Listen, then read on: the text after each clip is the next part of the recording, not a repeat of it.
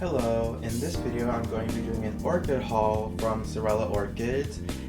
So let's get into this. First we're starting here with Encyclia profusa, and I just wanted to get this wide shot because it is a tall orchid and it won't all fit in the frame. So what we're going to do first is look at the pseudobulbs at the bottom.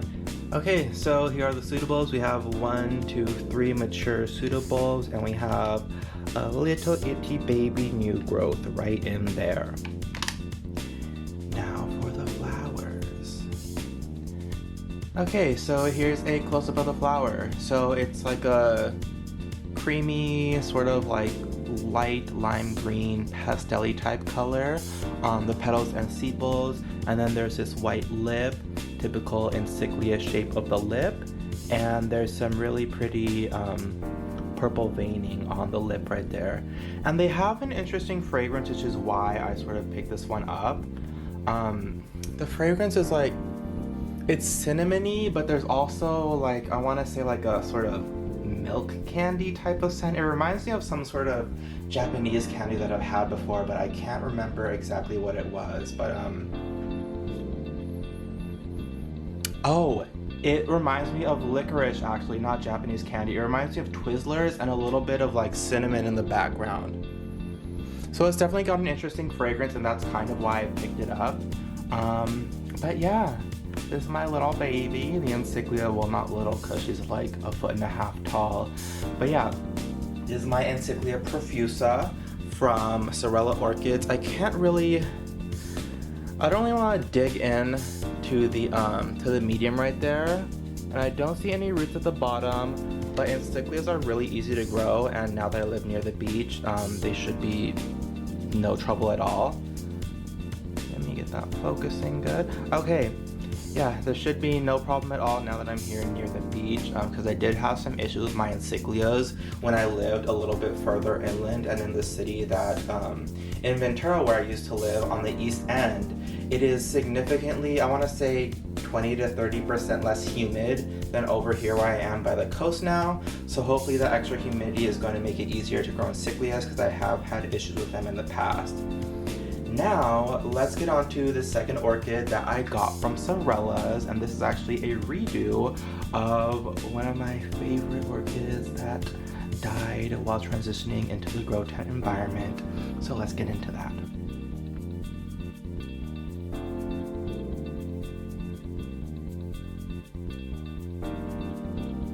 So if you've been watching my channel for about 6 months, I did get one of these crosses, or one of this cross, in November, or at least I uploaded the video onto my channel in November. It's in my feminine orchid haul video, and this is a Vanda hybrid of, let me get you up close, Ascocenda Blue Tauridine, crossing Vanda falcata, and then that is crossed with a Vanda Thailand and a Vanda Perlata cross. So my original one that I got did really well outside when I was living in East Ventura, and then when I moved over here more closer to the ocean, and then I put it in the grow tent. I don't know why some of my orchids just decline in the grow tent. Most of them don't. Most of them are doing fine, but a few of them seem to have some underlying issues, and my previous little one of these was one of the ones that succumbed to its issues in the grow tent, and I was really sad about it, and I thought I wasn't ever gonna get one of these again. But I was super happy when I walked into Sorella's yesterday and I saw that she had a lot more of these. Well, she had like 3 more of them. So of course I picked one up. So first we're gonna look at the roots and all of that stuff, and then we're gonna get a close-up of the flowers. So, as you can see, this one has lovely roots, and for a Vanda, it's great that they're all in the pot, because the other ones that I saw over there of this cross, they had a lot of roots that were outside of the pot, and that would have meant that I would have to hang it, and it wouldn't be able to sit directly under my light. So that's part of the reason why I picked this one, is because it had most of its roots in the pot, which is great, because I think I'm just going to put a little bit of extra bark in there, some of the fine grade bark that I have, and call it a day. And as you can see with that that was the same as on my other one. It's got a lot of interesting spotting on the leaves, on the flower stem that's coming from the anthocyanins that's being produced to give the wonderful color to the flowers. So now let's go to the flowers. Okay, so here are the flowers. And they look very similar to the flowers that I had on my last one of these. And actually I saw another one at Sorella's that had a lot more, well, the purple color was a lot more diminished, and I actually had a lot of yellow on the background, and these little spots that are on the petals were a little bit smaller and more diffused across the plant.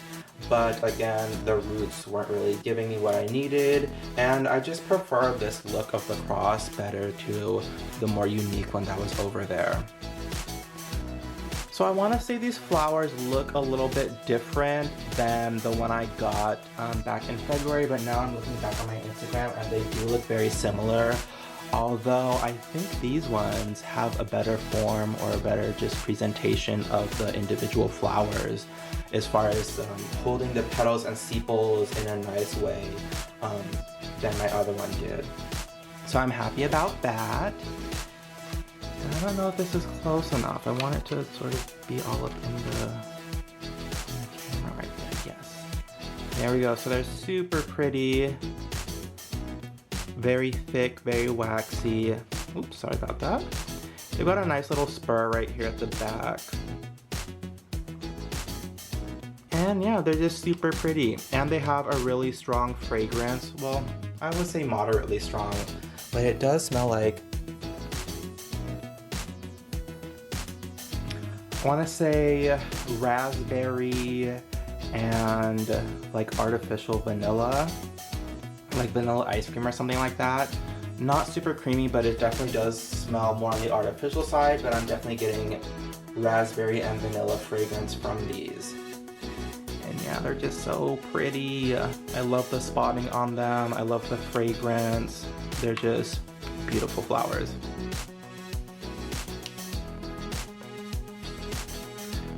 Yeah, this is my Ascocena Blue Taurine crossed with Valcata, and then that cross is crossed with Thailand and Perlata, and that gives you these pretty little flowers here. So let me just, so I had to switch the camera way back to fit both of these in the frame, but this is my orchid haul from Sorella Orchids. I have my Vanda hybrid over here on the left, and I have my Encyclia profusa over here on the right. Both fragrant, both amazing, and they actually both have a little bit of purple in them. And yeah, that's all there is to it. This has been my orchid haul with blooms from Sorella Orchids featuring these two babes.